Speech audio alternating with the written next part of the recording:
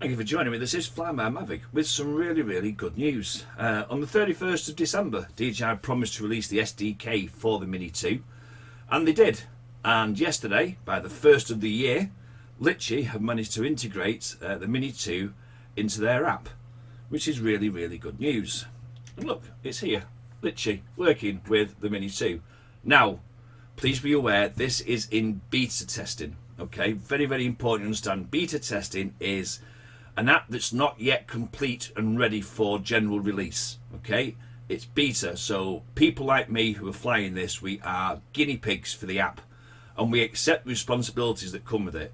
If you don't want to risk losing your £400 Mini 2, then don't join the beta program. Just wait until Litchi release it fully for everybody. Okay, now with that out of the way, it's not a great day in England, but I have managed to get out in the field and run some tests. Now, the one thing I did find was that Active Track doesn't seem to be working, and I'll show you why when I show you the field footage now.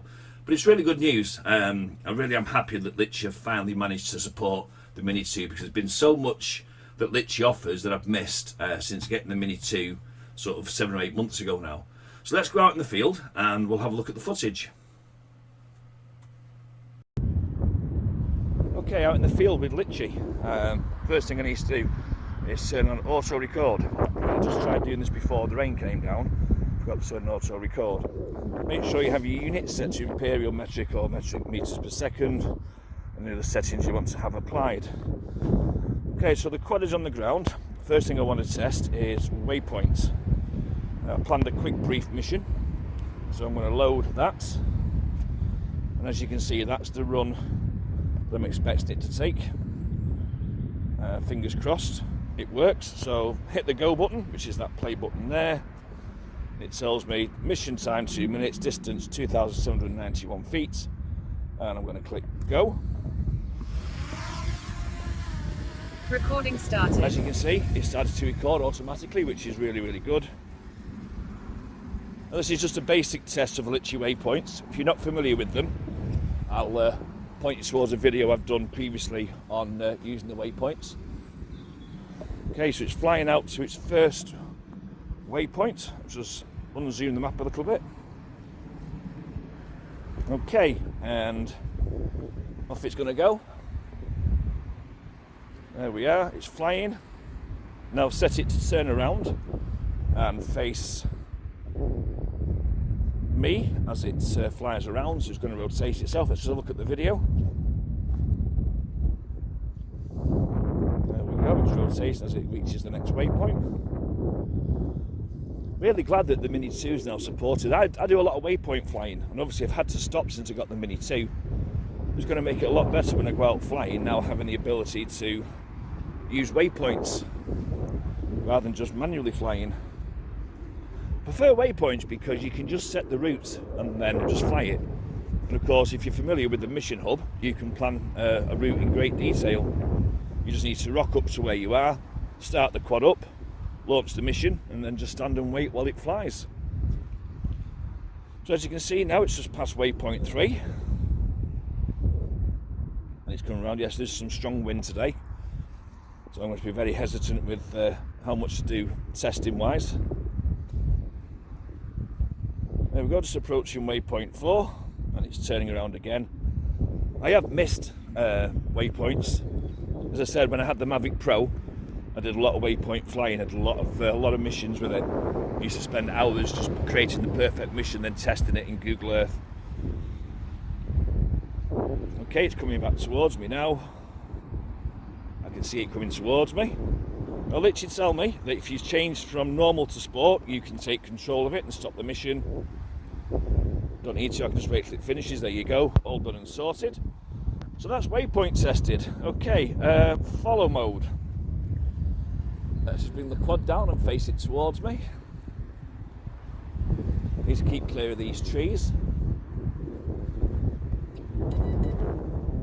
Okay, there's me down there. Let's tap on the little cog there. We've got settings, altitude. We know to increase the altitude. I think we're going to go up to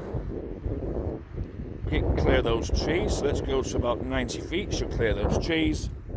Keep a distance of 32 feet. I'm going to click on start. Okay, go. Right, so at the moment now it's just picking me up. It's using, I think it uses the GPS functionality of the phone to determine where you are. Now, as you can see, it's still got me in its sights. And yes, it is following me. It's keeping me right underneath itself. I'm going to go for a walk around the field.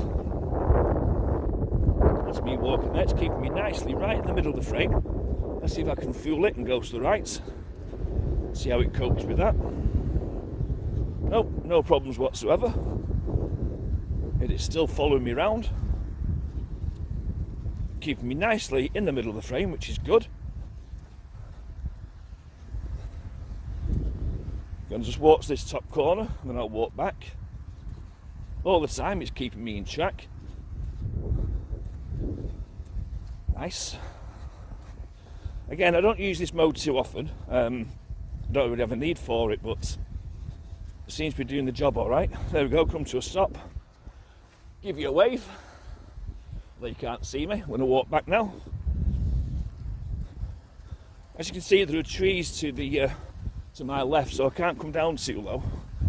And I can't walk into the middle of the field I'm on. It's a farmer's field, and it's quite boggy in places.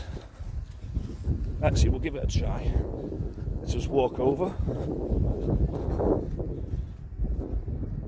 Yep, still following. Okay, it's going to stop that by pressing the stop button. There we go. And I'm going to bring it down. Now I'm in the middle of the field. Let's bring it down a bit. About there. And I'm going to set the height. What are we at there? I'm going to set the height to 30 feet. So let's bring that down a touch. Oops.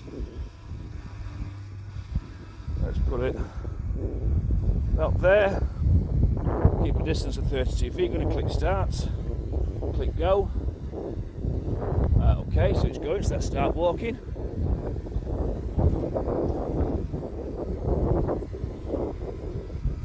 There we go, has it found me again?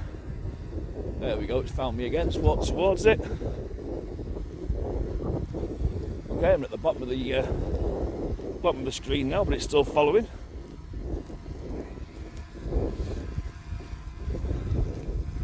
Let's just move over to the right. I think it's fair to say that the track mode seems to work, the follow mode, sorry, seems to work fine. Let's stop that. Orbit requires a point to pick on, so I haven't got nowhere on the map I can just sort of pick onto orbit.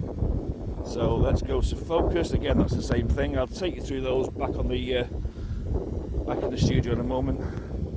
Let's try a pano shot then. First thing to do is to stop recording. Recording stopped. Okay, and now auto panning, preset parameter shoot, start auto panning, let's click go. Okay, and as you can see, it's now taking pictures. It should take, it says 22 pictures to take.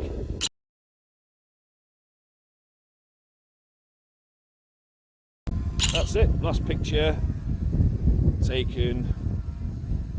Panorama ended. Panorama ended. So hopefully that's called the relevant pictures then, that. Okay, so the last one of course is the track mode. This is what most people have been wanting. Let me just see now. I did read the instructions and it said there should be some options on the left hand side of the screen. They're not there.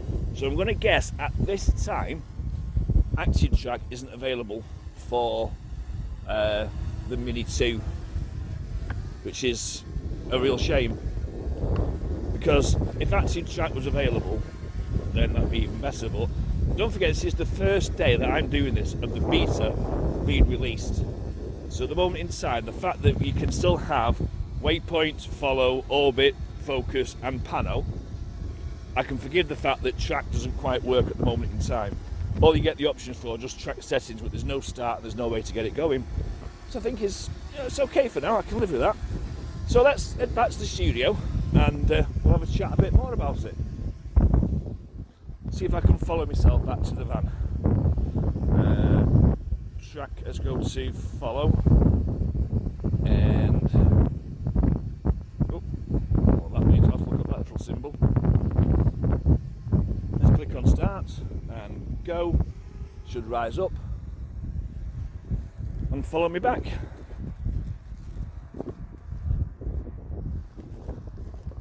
Now, in case you have a panic moment, what I'll do is if you go from normal to sport, it does cancel it. So let's just test the cancellation. You're going to switch to sport, back to cancel, and yes, it stopped the track, so that's okay. Right, let's head back to the studio. So there you go, out in the field with it. I think it worked really well, especially the follow. Now, I have done a pano, and I'll show you that in a second, but I was talking about the orbit mode. Orbit caused the aircraft to circle on a point of interest. There was nothing in the field really that I could have picked on as a point of interest. There were buildings nearby, but I tend not to want to fly over buildings. And the focus mode, it says focus allows you to easily keep a subject, either point of interest or mobile device, in the video frame while flying the aircraft manually. The aircraft rotation, or the yaw, and gimbal pitch are controlled by Litchi, as well as the gimbal yaw for Inspire 1 too. So I could have actually just focused it on myself and then sort of walked around and flying the quad, and it would have kept me in the centre of the frame. I will cover that one when I do the active track. When that becomes available, I'll do active track and I'll do focus together. So how did the pano turn out? Very disappointing actually. It only took 22 pictures, as you saw, and I've got what looks like a cloud arse at the top there, and everything's just not too well stitched together. Maybe because it was windy, I don't know, but as I said, it only took 22 pictures, yet previously when I've flown with the Mavic with Litchi, it was about 32 pictures it took, which would have give probably a better result. Now, I use Microsoft Ice, have done for a long time, and I actually did a video called How to Create a Pano in 5 minutes and upload it to Facebook, and everyone I did previously worked really, really well, so I'm not entirely sure why this one turned out as bad as it did. I mean, that's not a pano that I would be proud of. You know, kind of looks alright, but kind of not. I will speak to Litchi when I email their support and just ask them, is there any way to increase the amount of pictures? Maybe there's a setting somewhere. If there is and I can find it, then I will cover it when I cover the focus and the active track setting in the video. But in the meantime, as I said, this is in beta, okay? So please be aware. In beta mode, as I said, you are literally testing an unfinished app, so to speak. So please don't take it lightly. If you want to join the beta program, you know, there's a good chance you could end up losing your very expensive quad. If you don't want to do that, then wait until Litchi releases the full version, by which point any kinks, any bugs, etc. will have been ironed out. I'm happy to use Litchi because I've been a beta tester since the Phantom 2 days. I came through Phantom 2, the Phantom 3, the Mavics, etc. and I never had any issues. Maybe I was just lucky.